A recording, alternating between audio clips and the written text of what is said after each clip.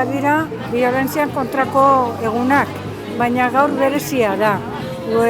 Mundu guztian da gaurko eguna, ospatzen duguna, biolentzia guztietako kontra.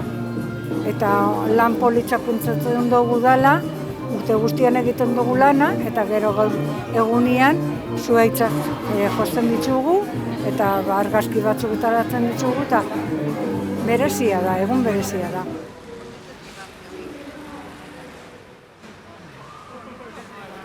Azaroan 25-etik haratago izan behar dugun jarrera badala indarkeria matxistaren aurkakoa, ez? Egunero gure eremu guztietan, ez? Egin behar dugun eta izan behar dugun jarrera bat izan behar dela indarkerian aurkakoa, eta bueno, gaurko eguna aprobetxatzen dugu bai, agendan jarrita dagoenez, zenbait ekintza, ekimen eta aldarrikapenak egiteko.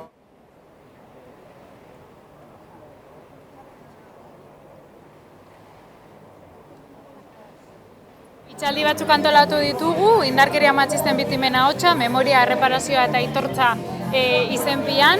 Eta gero bai, bihar ez ahaztu izango dugula helduentzako ipuinak, Mireia Delgadoren eskutik, Aria Jostorratzak eta Zauriak.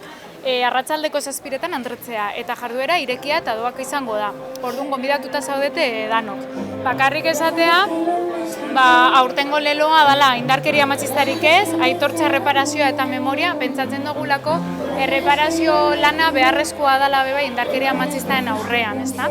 Eta, esatea, Agorek esan duen bezala, lankideak, egun guztiak izan behar direla eta badirela azaroak 25.